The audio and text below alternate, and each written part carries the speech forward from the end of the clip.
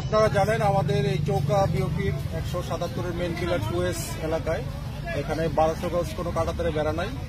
তো এখান ধরে গত 2 দিন ধরে বিএসএফ এখানে কাঁটাতারে বেড়া দেওয়ার জন্য মাটির খনন কাজ করছিল। তো আমরা দুইবারই বিজিবির পক্ষ থেকে তীব্র প্রতিবাদ জানাই এবং তারা কাজ বন্ধ করতে বাধ্য হয়।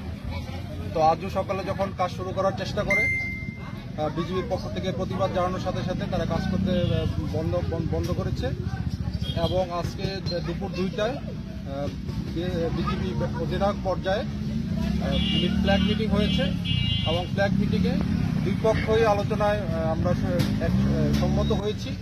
এখানে ঊর্ধ্বতন কর্তৃপক্ষের বিজিবি হেডকোয়ার্টার এবং বিএসএফ হেডকোয়ার্টারের চিঠি বা এগ্রিমেন্ট ছাড়া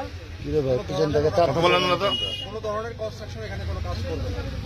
তো এরই ধারাবাহিকতায় আজকে বিকাল 4টায় রাজশাহী সেক্টর কমান্ডার মহোদয় বিএসএফ এর সেক্টর কমান্ডারের সাথে বিকাল 4টায় মাহাদিপুরে ফ্ল্যাগ মিটিং করবে, সার্ফের ফ্ল্যাগ মিটিং করবে। আর হচ্ছে এই এলাকায় যে উত্তেজনা বিরাজ করছে, তো এইভাবে আমি জনগণকে আশ্বস্ত করতে চাই বিজিবি সীমান্তে অতন্ত্র প্রহরী হিসেবে কাজ করছে।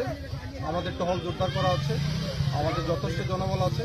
আমরা অন্যান্য সময় যেভাবে সীমান্ত নিরাপত্তা রেখেছি এই বর্তমান পরিস্থিতিতেও আমাদের সীমান্ত নিরাপদ থাকবে। ধন্যবাদ সবাই। একটু যে আসলে ভারত মানে কি এখানে কি আন্তর্জাতিক আইন কোনো লঙ্ঘন করছে কিনা? আসলে না, এখানে কোনো আন্তর্জাতিক আইন লঙ্ঘনের কিছু নেই। এখানে যে কোনো কাজ করতে হলে একটা অফিসিয়াল ফর্মালিটিস লাগে। তো ফর্মালিটিসটা দুই হেডকোয়ার্টারেই এটা এগ্রিমেন্ট লাগে। তো এগ্রিমেন্টের ব্যাপারে এটা আমরা আমাদের হেডকোয়ার্টারে জানিয়েছি এবং বিএসএফও তার হেডকোয়ার্টারে জানাবো। তো এটা এগ্রিমেন্টের পর্যায়ে আছে। এই পর্যায়ে কোনো এগ্রিমেন্ট ছাড়া বা দুই বাহিনীর সম্মতি ছাড়া কোনো ধরনের কোনো কাজ হবে না। ধন্যবাদ সবাই। তাহলে কি দুপুরে যে সর্বশেষ মিটিং সেখানে কি সিদ্ধান্ত হয়েছে যে কাজ আপাতত বন্ধ থাকবে? হ্যাঁ,